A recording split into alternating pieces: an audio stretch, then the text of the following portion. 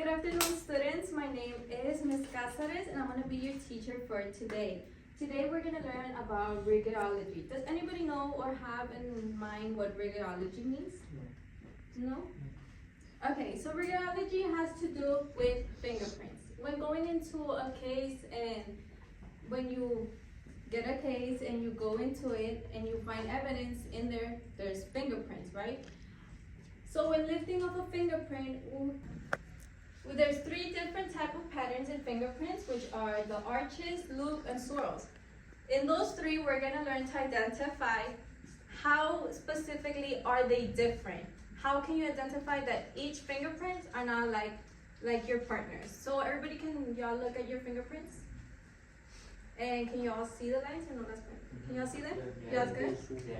Okay. So that's what we're gonna learn. We're gonna learn to identify the different. Okay? I do want y'all to write a bell ringer. Can anybody read me your bell ringer? Extra points. How reliable are fingerprints as forensic evidence, considering factors such as partial prints, human error in analysis, and the potential for false positives? Good job.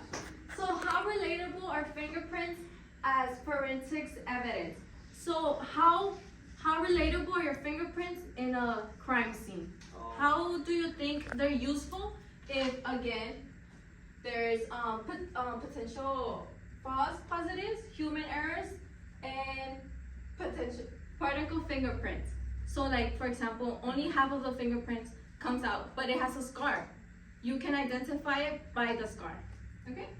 So I'm gonna give y'all 15 minutes to talk among y'all's partners. Can you take out a paper?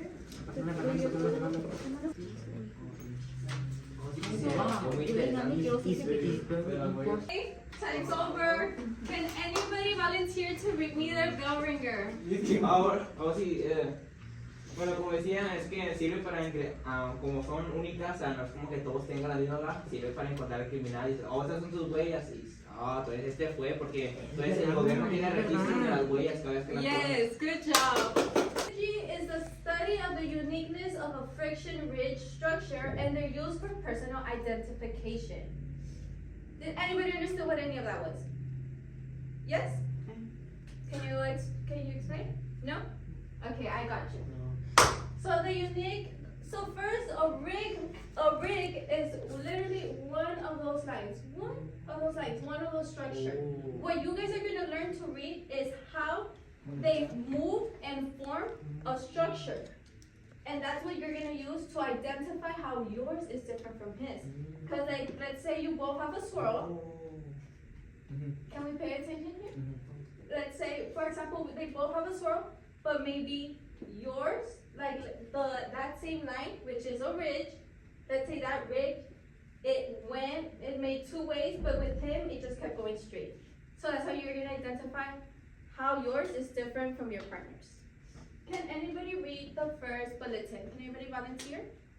The uniqueness of a fingerprint can be determined by the pattern of ridge and valleys, as well as the minute points. The minute points are points where the ridge structure changes. So, for example, y'all can see those red dots? Well, that's exactly where it changes, and you're gonna identify that. Got it for this too? For this part? Fingerprint identification. When you tie on two fingerprints match, these are called points of identification.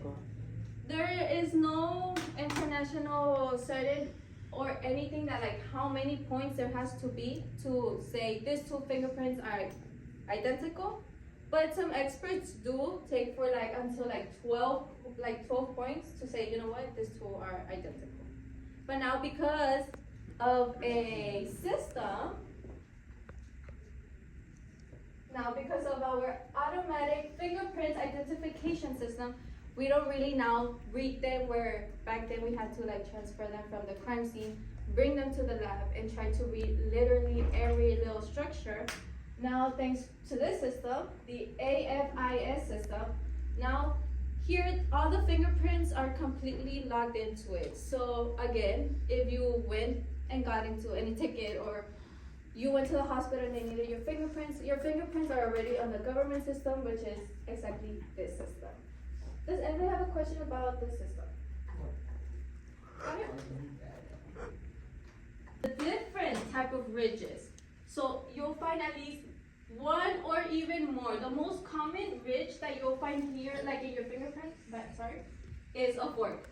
There's mostly always that's still common, a fork. An eye or a dot is a little rare, but the most common are forks. So you're all starting to look at your fingerprints because you're gonna be reading those. So try to memorize. Now what I want you to do is to take out a blank sheet and you're gonna try doing your best on drawing each with their names. Okay? Mm-hmm. Okay, after you guys are done, you guys will be identifying your own fingerprint just like this. You see how it's literally points it and it tells you what it is. Points it, it's an Iceland. You see the little dot right there and it closes right there. That's an Iceland. A core, you see there's many 1, 2, 3. There's a core right there. And you just identify that. But instead of doing it in a paper, we're gonna bring it up close.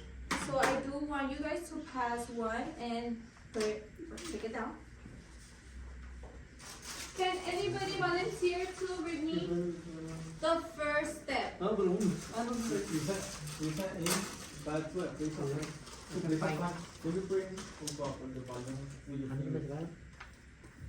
Can anybody read me the second step? Load the bone to a place where you can see the fingerprint clearly and tight the end.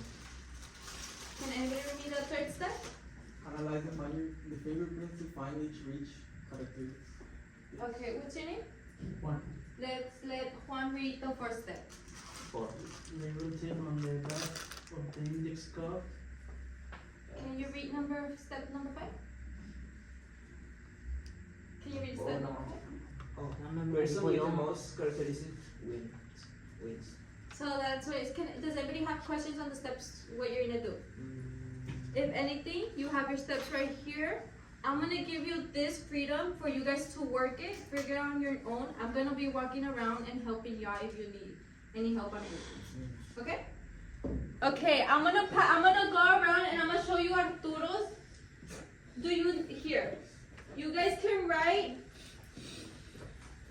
any structure that you find on the index card. I'm gonna go around showing you Arturo's fingerprint, and I want you to see and pay attention. Observe how neatly you can see his lines. Look. Tengo el dedo bien bonito, así que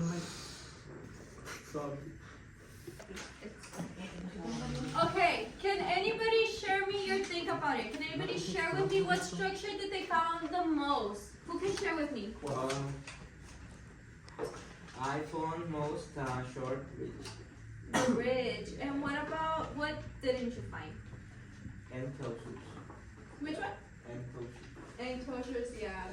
It's gonna be hard to get enclosures or dot Iceland or dot. Can any of you guys over here in the back share with me? What's your name? Annette? Can you share with me the most common you found?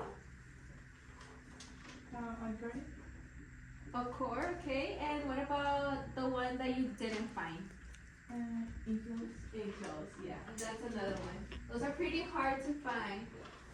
After this, guys, to end up the lesson, you are gonna do something like this.